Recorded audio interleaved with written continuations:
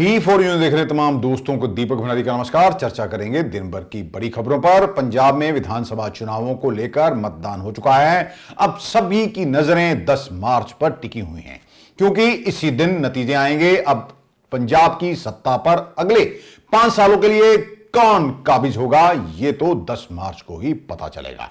प्रदेश में इस बार 68% मतदान हुआ है, जो कि वर्ष 2017 के विधानसभा चुनावों के मुकाबले में लगभग 9% कम है। पंजाब की कुल 117 विधानसभा सीटों में से सरकार बनाने के लिए किसी भी पार्टी को 59 सीटों की आवश्यकता है। अगर पिछले 6 बार के विधानसभा चुनावों में नजर दौड़ाई जाए तो 1992 में प्रदेश में कांग्रेस की सरकार बनी थी और बेअंत सिंह मुख्यमंत्री बने थे। 1997 में सरकार श्रोमणी अकाली दल बादल और भाजपा गठबंधन की बनी, तब मुख्यमंत्री बने थे प्रकाश सिंह बादल। वर्ष 2002 में फिर सत्ता पलटी और कांग्रेस की सरकार बनी। इस बार मुख्यमंत्री बने थे कैप्टन अमरिंदर सिंह। 2007 में और 2012 में लगातार श्रोमणी अकाली दल बादल और भाजपा की सरकार रही। 2017 में जब पूर्व मुख्यमंत्री कैप्टन अमरिंदर सिंह की ओर से गुटका साहब को हाथ में लेकर शपथ ली गई थी तो सरकार बनी थी कांग्रेस की।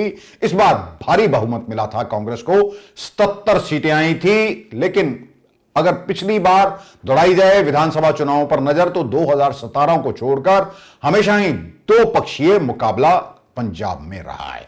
एक तरफ श्रोमणी अकाली दल बादल और भाजपा रहते थे और दूसरी तरफ होती थी कांग्रेस।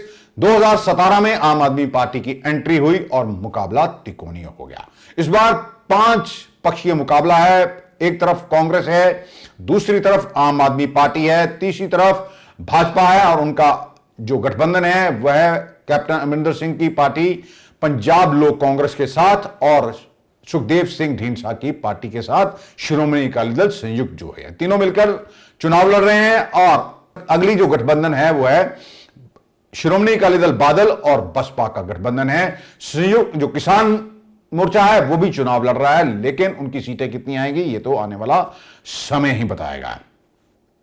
डेरा सच्चा सौदा की ओर से फूल और तकड़ी को वोट डालने पर समर्थन दिए जाने पर क्या प्रभाव होगा यह पता भी 10 मार्च को ही लगेगा। लेकिन तमाम राजनीतिक माहिर इस बार चर्चा कर रहे हैं कि जब कभी भी मतदान कम होता है तो आखिरकार इसका फायदा किसको जाता है। एंटी इनकम्बेंसी थी, लोग नाराज थे। हालांकि कांग्रेस ये कहकर बचती रही क्योंकि पूर्व मुख्यमंत्री कैप्टन अमरिंदर सिंह ने सही ढंग से काम नहीं किया, इसीलिए ही उन्हें हटाया गया। चरणजीत सिंह चन्नी को मुख्यमंत्री बनाया तो उन्होंने 111 दिन में बहुत सारे काम किए।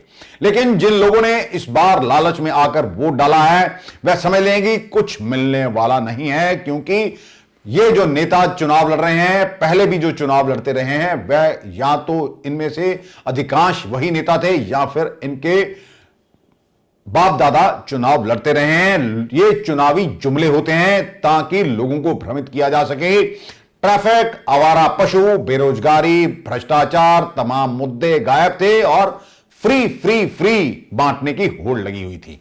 हमने लोगों को पहले भी यह समझाया था कि मुफ्त में कुछ नहीं आता।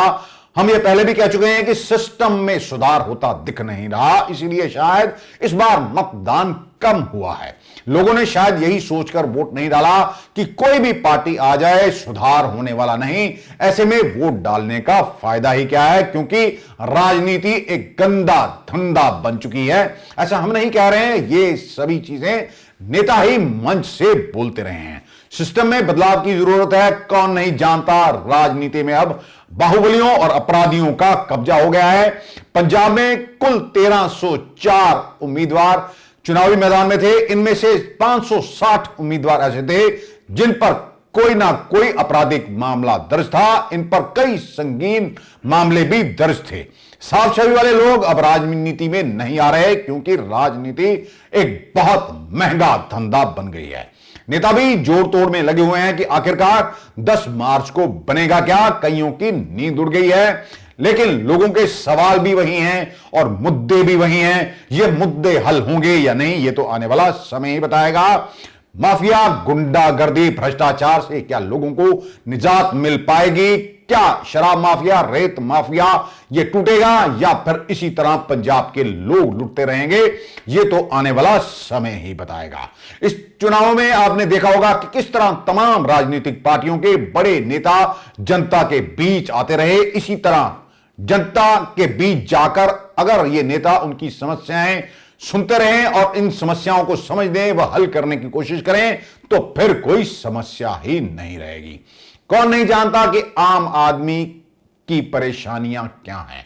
बेरोजगारी अहम मुद्दा है, युवा विदेशों का रुख कर रहा है, शिक्षा और सेहत का बुरा हाल है, लेकिन इन नेताओं के घर भर रहे हैं और पंजाब गरीब होता जा रहा है। क्या अब 2027 में फिर ये लोग ऐसे ही चलाएंगे जैसे अब चिल्लाते रहे?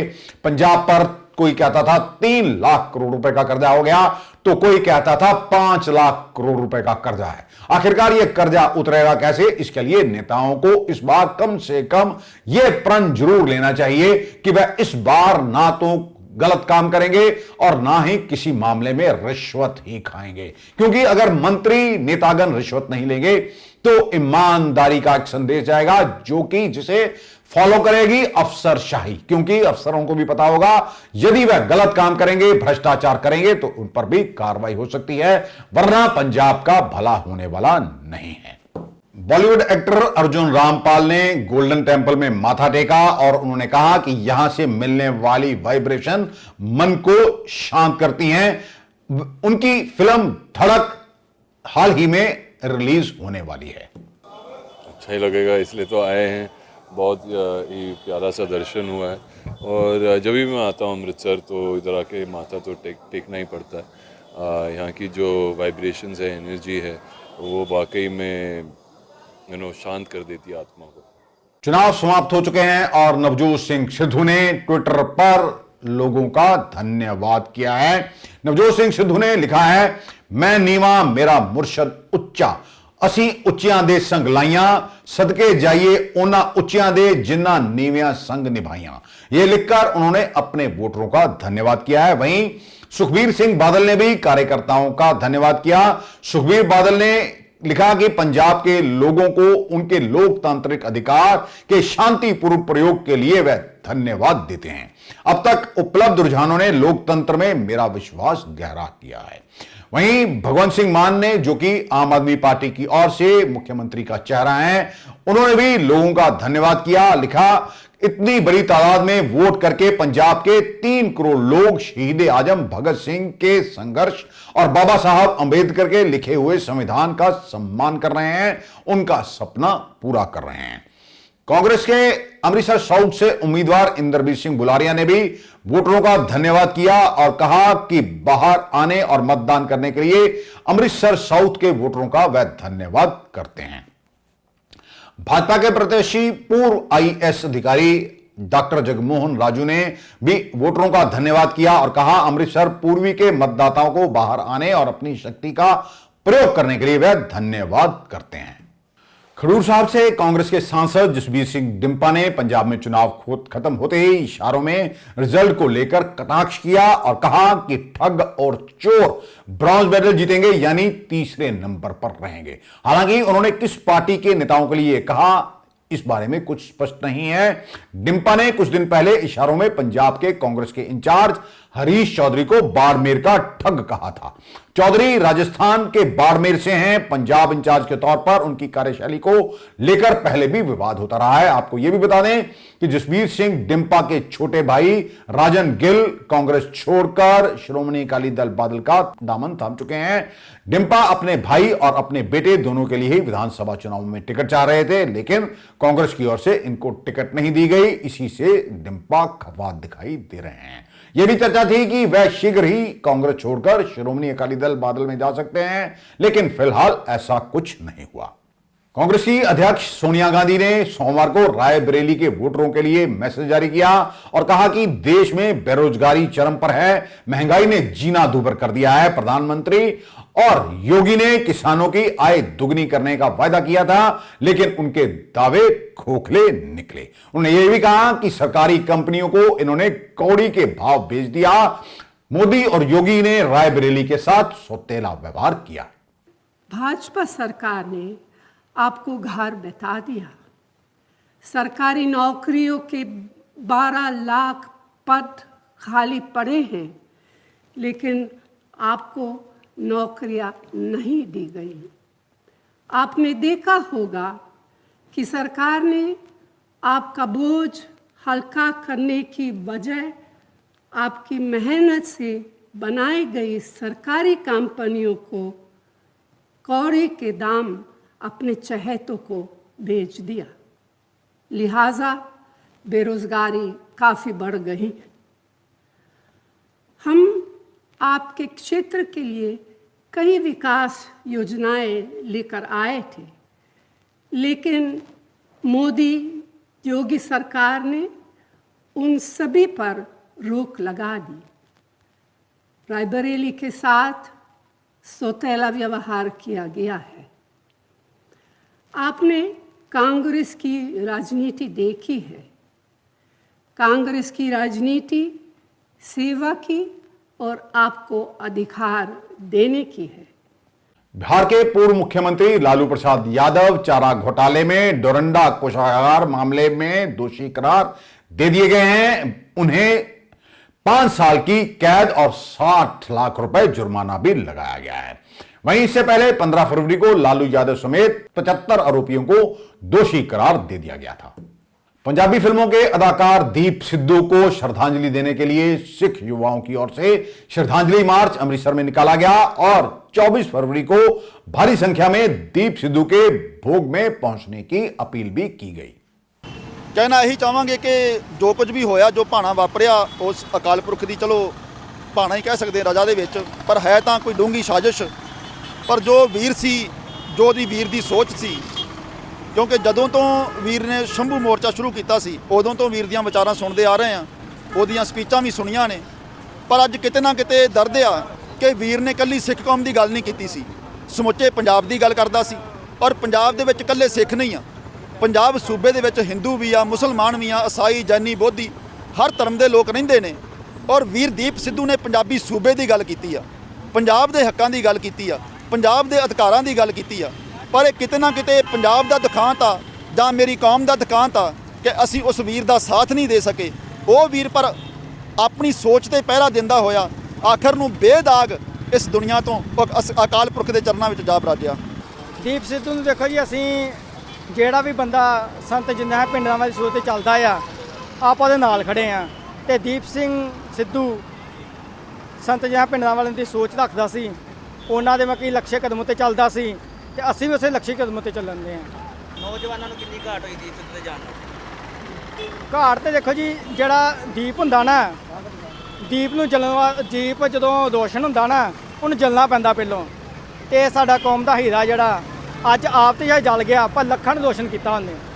1 ਸਾਲ ਕਿਸਾਨਾਂ ਨਾਲ ਵੀ ਮੋਢੇ ਨਾਲ ਮੋਢਾ ਲਾ ਕੇ ਖੜੇ ਰਹੇ, ਕਿਵੇਂ ਦੇਖਦੇ? ਦੇਖੋ ਜੀ, ਜਿਹੜਾ ਕਿਸਾਨਾਂ ਦਾ ਮੋਰਚਾ ਹੈਗਾ ਸੀ, ਉਹਦੇ ਨਾਲ ਤੇ ਸਾਡੀ ਪੂਰੀ ਹਮਾਇਤ ਹੈਗੀ ਸੀ, ਠੀਕ ਹੈ। ਪਰ ਕੁਛ ਜਥੇਬੰਦੀਆਂ ਨੇ ਜਿਹੜਾ ਦੀਪ ਦੇ ਨਾਲ ਕੀਤਾ ਆ, ਉਹਨੂੰ ਗੱਦਾਰ ਦੇ ਸਰਟੀਫਿਕੇਟ ਵੰਡੇ ਸੀ। ਆਪਾਂ ਉਹਨਾਂ ਸਹਿਮਤੀ ਹੈਗੇ।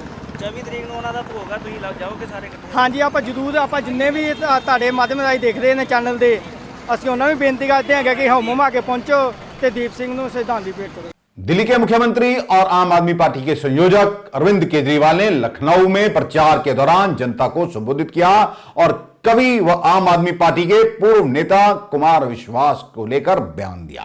उन्होंने कहा कि भाजपा ने सरकारी एजेंसियां के छापे पड़वाए लेकिन उनको कुछ नहीं मिला। मेरे पूछने पर उन्होंने कहा कि गाजियाबाद में को कवि है जिसने बताया कि केजरीवाल आतंकवादी है। मोदी जी सारी एजेंसियां हटाइए और उस कवि को रखिए, वह बताएंगे कि कौन आतंकवादी है। कुमार विश्वास ने उन पर पंजाब चुनाव जीतने के लिए देश विरोधी लोगों से मदद लेने का आरोप लगाया था। उन्होंने कहा कि केजरीवाल भ्रष्टाचारियों के लिए आतंकवादी है। केजरीवाल ने शोले फिल्म का एक डायलॉग भी बोला और कहा कि जब बच्चा भ्रष्टाचार करता है तो मां कहती है सो जा बेटा नहीं तो केजरीवाल आ जाएगा। राहुल गांधी मोदी जी कह रहे हैं केजरीवाल आतंकवादी। मैंने कहा जी मैंने क्या कर दिया, मैं कैसे आतंकवादी, मैंने बताओ क्या कर दिया। बोले केजरीवाल भारत के 2 टुकड़े करके 1 टुकड़े का प्रधानमंत्री बनना चाह रहा है। बताओ बताओ ऐसी कोई बेतुकी बात। केजरीवाल भारत के 2 टुकड़े करके एक टुकड़े का प्रधान में, ये मोदी जी कह रहे हैं, ये राहुल गांधी कह रहा है। मैंने कहा मोदी जी आपने पिछले 5-7 साल में प्रधानमंत्री जी ने मेरे ऊपर इनकम टैक्स की रेड करा ली, इनकम टैक्स वाले मेरे घर पे भी रेड करके गए, मेरे दफ्तर में घुस गए, मेरे बेडरूम में घुस गए। मैंने कहा मोदी जी कुछ मिला? बोले नहीं मिला। उन्होंने मेरे ऊपर सीबीआई की रेड करा ली, सीबीआई वाले मेरे दफ्तर घर सारा छान मारा। मैंने कहा मोदी जी कुछ मिला? बोले नहीं मिला। उन्होंने ईडी की रेड करा ली, उन्होंने रॉ की रेड, सारी दिल्ली पुलिस की रेड करा ली। मैंने कहा मोदी जी कुछ मिला? बोले नहीं मिला। मैंने कहा फिर कैसे कह रहे हो आतंकवादी? बोले वो गाजियाबाद में कवि रहता है, वो कवि कह रहा है केजरीवाल आतंकवादी, उसके पैसा। बोले वो गाजियाबाद में कवि रहता है, उसके सपने में आया है कि वह केजरीवाल आतंकवादी है। मैंने कहा मोदी जी ऐसी बातें तो राहुल गांधी किया करते हैं, आप भी। मैंने कहा राहुल गांधी ऐसी बातें करे तो समझ में आता, आप भी। आजकल जितने मोदी भक्त है, जनता उनके पीछे पड़ रही है, यार तुम्हारा मोदी भी राहुल गांधी बन गया। कुछ भी किसी को भी आतंकवादी बोल देते हैं। थोड़े दिन पहले किसान बॉर्डर पे बैठे थे, कहते सारे किसान आतंकवादी, खालिस्तानी, कह रहे थे ना किसानों को आतंकवादी।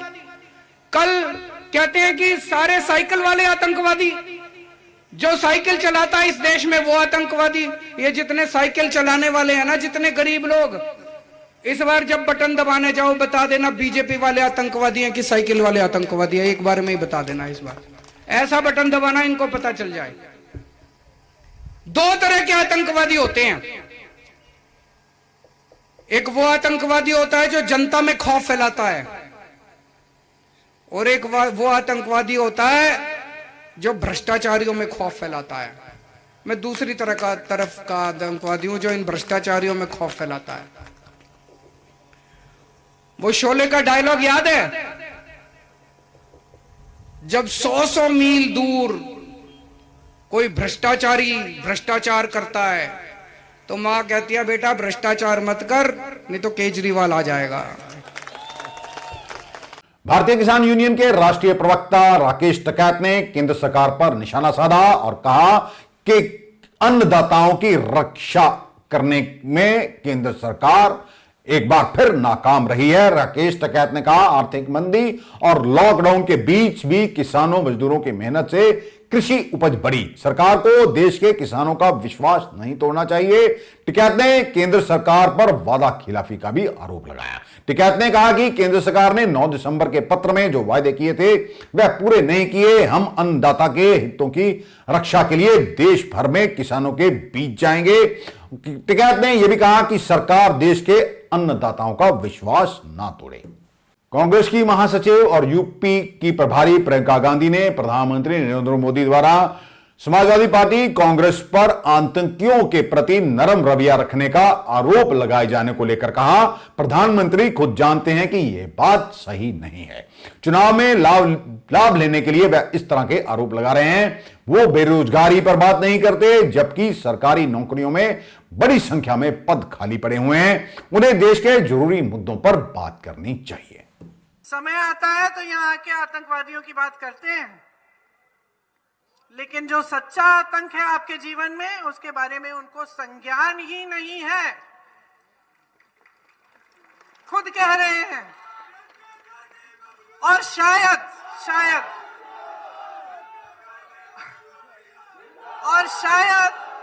सुन लीजिए, और शायद हो सकता है कि उनको यह भी संज्ञान नहीं था कि 1 साल से पूरे देश भर का किसान बॉर्डर पे, दिल्ली के बॉर्डर पे बैठा हुआ आंदोलन कर रहा है। हो सकता है ये भी उनके संज्ञान में नहीं था, क्योंकि जब किसान आंदोलन कर रहा था और जब प्रधानमंत्री जी और उनकी भाजपा की सरकार ऐसे कानून ला रही थी जिससे किसान करे मेहनत, किसान का खून पसीना बहे और कमाई करे उनके बड़े बड़े उद्योगपति मित्र, ये कानून लाने वाले थे, उनको ये नहीं मालूम होगा कि शायद पूरे किसान, देश भर के किसान परेशान हैं, उनको ये कानून नहीं चाहिए। इसीलिए जब किसान आंदोलन कर रहा था तो अपने घर से निकले ही नहीं पूछने के लिए कि आपके हालात क्या हैं। 700 किसान शहीद हुए, क्या प्रधानमंत्री जी के संज्ञान में नहीं था? क्या योगी जी को पता नहीं था कि तमाम पश्चिमी उत्तर प्रदेश के किसान बैठे हुए हैं आंदोलन में, परेशान हैं, भय हो रहा है उनको कि ये कानून आएंगे तो उनकी रोजी रोटी खत्म होगी? शायद उनको संज्ञान नहीं था। शायद उनको ये भी संज्ञान नहीं है कि आपकी बिजली की बिल कितनी बड़ी बड़ी आती है। हो सकता है उनको ये भी संज्ञान नहीं है कि कोरोना में लॉकडाउन हुआ और आपको फिर भी बिजली के बिल भरने पड़े। तो जब उनको संज्ञान ही नहीं है तो वो आपकी समस्याओं को हल कैसे करेंगे? हम करेंगे।